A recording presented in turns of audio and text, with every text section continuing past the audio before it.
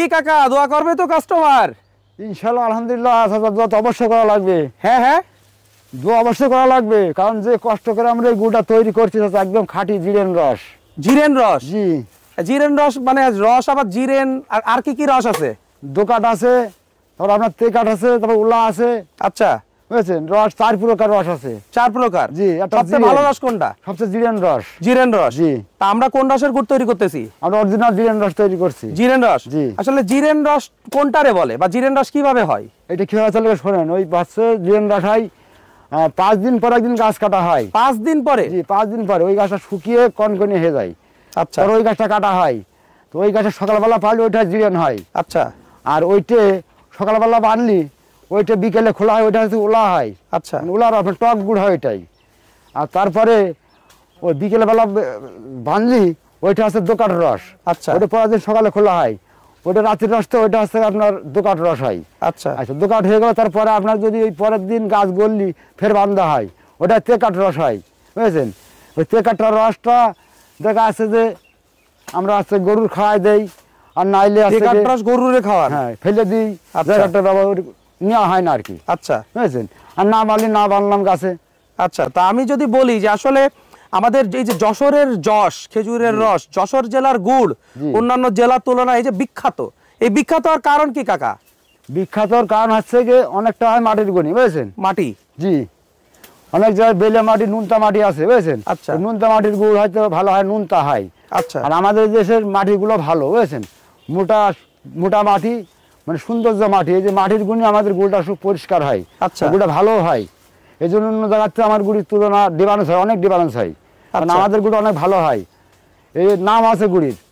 তার যে কোনো গুড়ি বলেন না কেন, আমাদের এলাকায় যশোরের গুড়ি মানে গুড় হবে না। কেন, মানে না হওয়ার কারণ কি? না হওয়ার কারণ এই মাটির গুণী হয়। মাটি তো গেল, আর আর কি কি আছে? আর কোনো ব্যাপার আছে? আর এই যে আমার এই যে লগুনো গাছগুলো কাটছে, হ্যাঁ, অন্য অন্য জায়গায় গাছ কাটা 3 ভাগে হয়তো 2 ভাগে কাটছে, প্রতিদিনও কাটে, বাটা দিয়ে কাটে। আর আমার এটা গাছিতে যে গাছ কাটা হয়, যার দাম 1,000 দাম নাই, অনেকে বাটারি দিয়ে কাটে, ওই যে খুলনা ডিস্ট্রিক্টে বাটারি দিয়ে গাছ কাটে। আচ্ছা। ও হলে বাড়ি মেরে। আচ্ছা। আর আমাদের যে পচে কাটা হয়, ধারে রস আর জালে গুড়। আচ্ছা। বুঝেছেন, তো দায় যে ধান না হয় তো রস হয় না।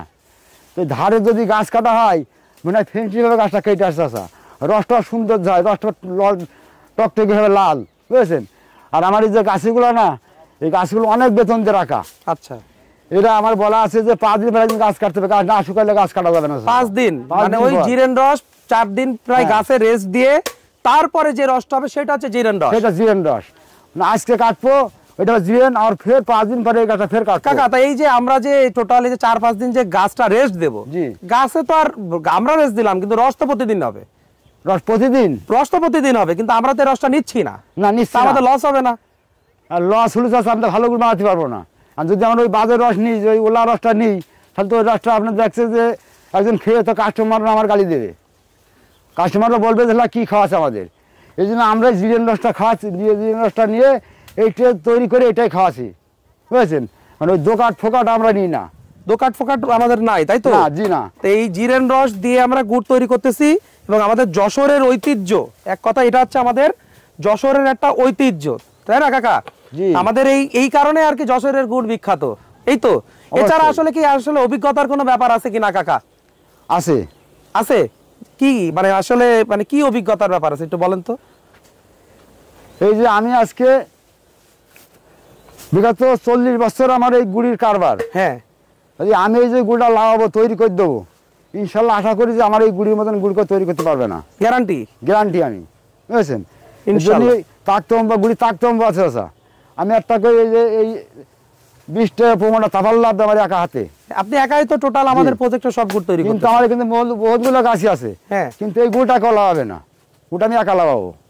এটা কেটে দেবে আর আমি গুড়টা তৈরি করবো। এই যে সবাই প্রসেস করে দিচ্ছে, কিন্তু গুড়টা অ্যাকচুয়ালি বীজ মারা থেকে শুরু করে একজন গুড়টা তৈরি করার দায়িত্ব হচ্ছে আপনার। আমি একা বীজ মারবো, এক হাতে লাগাবো গুড় করা।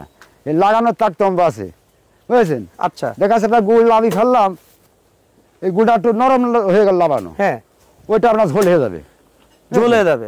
দেখা যাচ্ছে দানা কম হবে। আচ্ছা, কিন্তু এটা পেয়াল ফেলে দানা হতে হবে, ঠিক একই রকম গুড়টা হতে হবে, কোয়ালিটি, বুঝেছেন। লাগানোর তাকতম্ব। তার মানে একই রকম গুড়ের কোয়ালিটির জন্য অভিজ্ঞতারও ব্যাপার আছে। জি চাচা। তার মানে গুড় তৈরি করে জাল দিলেও গুড় হবে না, কি কাকা? না। এছাড়াও কাকা আমাদের যে গাছিরা আছে, গাছিদের অভিজ্ঞতার ব্যাপার আছে না? জি আছে।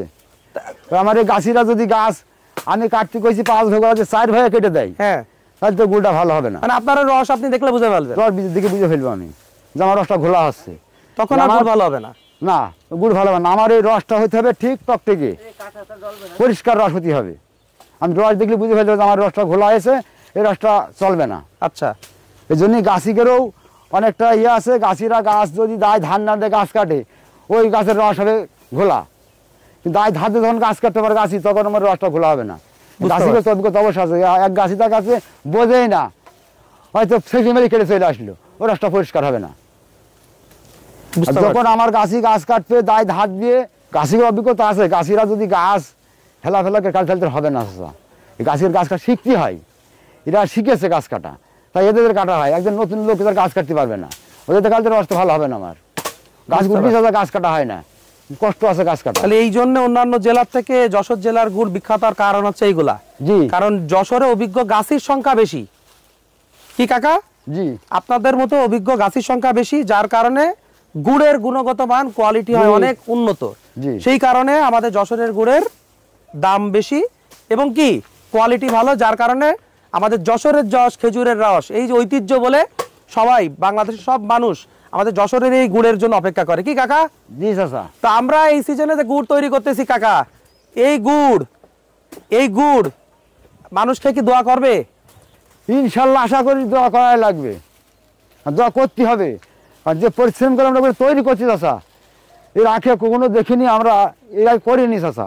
এবার আমাদের কোম্পানির অর্ডার যে তোমরা এই গুড়টা আমরা তৈরি করে দেবে, এইভাবে তৈরি করে দেবা। কারণ আমরা কোম্পানির খাচ্ছি, কোম্পানির খাচ্ছি, খালি আমরা পারবো না কেন? খাওয়া দাওয়া পড়া সব কিছু কোম্পানি আমার দিচ্ছে, তাই আমি পারবো না কেন চাচা? সেটাই, এতগুণ লোক আমার কোম্পানির টাকা দিচ্ছে, বেতন দিচ্ছে, খাতি দিচ্ছে, 3 বেলা কাপড় চুপড় সব দিচ্ছে, আমি পারবো না কেন?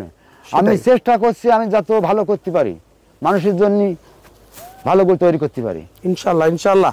তো শুনতেই পারলেন আমাদের কাকার মুখ থেকে।